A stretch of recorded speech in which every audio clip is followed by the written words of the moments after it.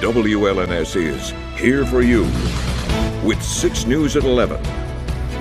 The deep freeze around mid-Michigan is taking a toll on businesses, including a hospital that's a fixture of the capital city. It's our top story at 11.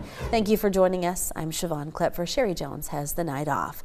These frigid temperatures have been causing pipes to burst for days now, and the latest victim is U of M Sparrow Hospital. Take a look. The health system announced tonight that the main entrance to the hospital is closed until further notice because of a burst pipe in the circle driveway. Anyone who needs to access the hospital should head to the door near the emergency department in parking ramp A on level 1. Kirk Lanham pleaded not guilty when he was arraigned today on felony charges, including embezzlement from a vulnerable adult. Now, 6 News has been reporting on Lanham for months. He ran a nonprofit veteran service dog organization in Livingston County and inflated stories about his military service.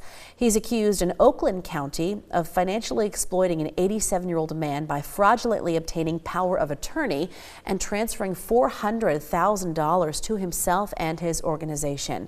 You can get all of the details on our 6 News investigation related to this report on our website, WLNS.com. And we have new information tonight on a 20-year-old man from Fowlerville who died following an assault in East Lansing early Saturday morning downtown. Now, since we reported this story to you first on 6 News at 6, we have learned the man identified as Caleb Allen Shermo was not an MSU student, but university officials did release a statement saying Michigan State University extends condolences to the family and loved ones of the man. We take seriously the safety and security of our campus and students. East Lansing police say they have identified a suspect and are seeking charges through the Ingham County Prosecutor's Office.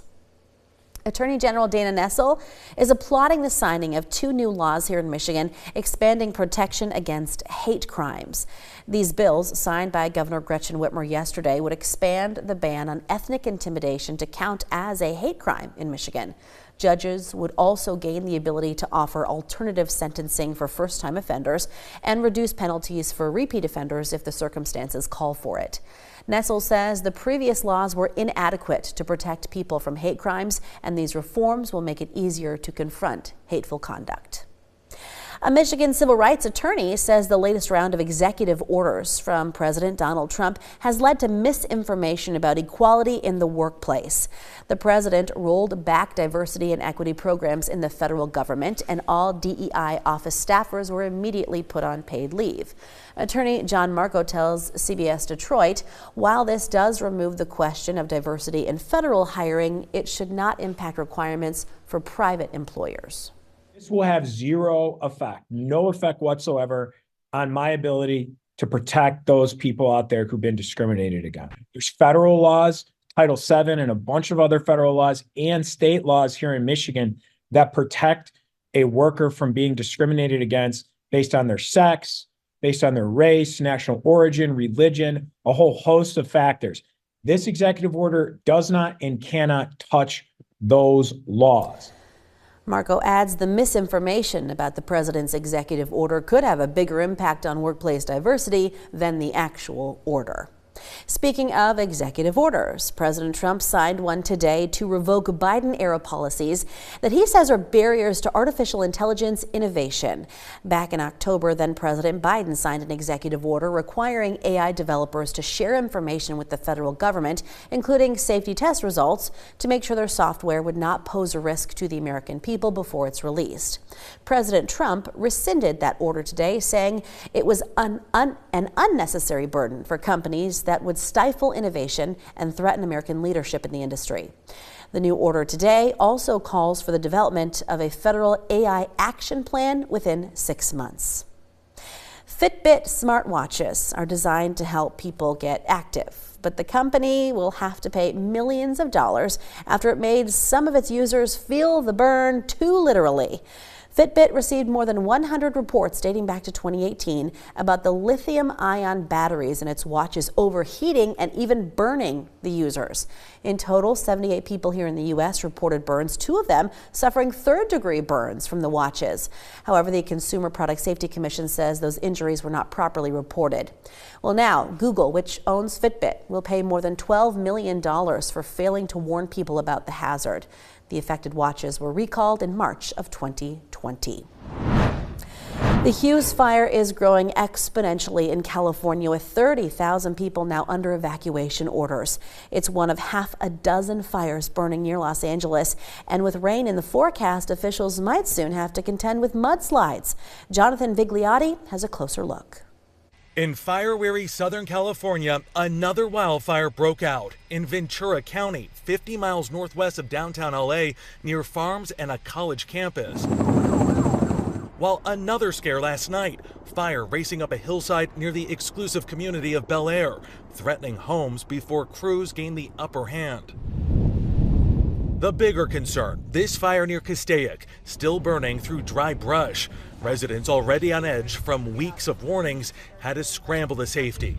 Adania Perez was among the 30,000 newest evacuees. My brother just lost his home over in Altadena fire, and now I'm like, oh my God. Now it's my turn.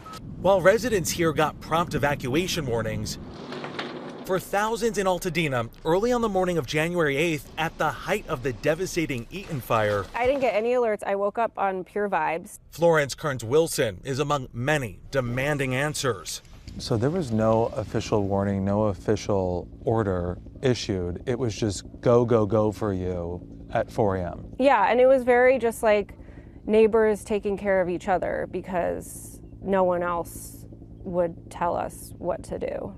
All 17 who died in the fire were residents of West Altadena, where evacuation warnings came too late or not at all. There are a lot of other people that were not safe, and they could have been. A lot of frustration, and now tonight, a new fear. Residents are bracing for rain and the threat of mudslides. That threat, though, is this weekend. The current threat is all of this wind. Red flag warnings remain in effect through tonight. Jonathan Vigliotti, CBS News, Los Angeles. From Storm Tracker 6, this is Weather First, sponsored by Auto Owners Insurance. Simple human sense. Well, we've got cold temperatures out there tonight and tomorrow. The overall theme is towards warmer weather, and we're talking upper 20s and low 30s, and still some snow here and there. Now look at temperatures out tonight. St. John's, we're at 18 degrees, 18 in Charlotte as well as Mason. Everyone basically in the mid to the upper teens. Nothing below zero on the wind chills, but it feels like 7 in Lansing and Mason, as well as Howell and Owasso. Feels like 1 degree below zero in Ann Arbor, but that is the coldest reading we've got. Our Skyview network, our numbers not looking too bad tonight. Temperature 18 on the McLaren Cam. High today 25 degrees. We're definitely heading in the right direction. The low temperature pretty close to our current temp. Tonight in Grand Ledge, other than a few passing flurries, pretty quiet. Temperatures at 17 degrees. That is the low for the day. Wind gust was up to 21 miles per hour. Tonight in Jackson, some cloud cover overhead. Temperature at 18 degrees. High temperature 25 and a 25 mile per hour wind gust. So it was quite breezy at times, especially this morning. In Hillsdale, the temperature down to 17 degrees. Morning low was 15. And our high temperature up to 25. We've got a little bit of snow to talk about. I'm going to let this run Friday, Saturday, and Sunday. So this is like a 3-day total. So, you know, when you're talking about an inch, maybe 2 in spots all the way through the next 3 days, not a lot of snowfall, but there'll be some intermittent snow showers, in particular on Saturday, but I'm not expecting anything to get too out of hand. We've still got some lake effect to our west tonight. Again, a couple of those flurries may try to sneak inland, but it's not going to cause any major problems for us here in mid-Michigan. To the north, a lot of the lake effect is beginning to slowly shut down as well. Precision cast through tomorrow morning. We're actually watching a frontal boundary well to our west. We'll have some cloud cover around tomorrow. If we're lucky, maybe we'll get a little bit of sunshine, though, and then we expect the clouds to begin to increase again Friday night ahead of this frontal boundary. So some lake effect snow showers may move into the area during the morning hours, slightly better chance in the afternoon, and when this front actually passes through Saturday evening into early Sunday morning, that'll be our best opportunity for more organized snow showers. Tonight's forecast, look for a low temperature down to 8 with mostly cloudy skies. Winds should be light, though, so wind chill is not a huge factor for tomorrow. Speaking of tomorrow, the forecast, cloud cover, 17 at noon. Really a nice temperature turnaround. Our average high this time of the year is around 30. Tomorrow will be close to 20, so a little cooler than today, but still well above the 0 degree mark. Over the next 6 days, Saturday, a couple snow showers. As we head into Sunday, mid-20s, but look at that, low 30s for highs Monday and Tuesday. Decent chance of snow showers late Monday into Tuesday. Then we're back in the upper 20s on Wednesday, but no Arctic air on the way. Looks like we remain in the 20s for the most part. Next week, Friday night and Saturday, a system could bring some precipitation. some mixed precipitation. That could include some freezing rain in the area. Okay, well, the timing though, Friday night into Saturday might be good timing, I guess, if we have to see it. Yeah, if you've got to see it, you know, get it on the weekend. We're not out on the roads heading to work and school. Right. All right, David, thank you. We're coming up here on 6 News at 11. One of President Trump's orders dealing with undocumented immigrants has been blocked by a federal judge. We'll explain after the break.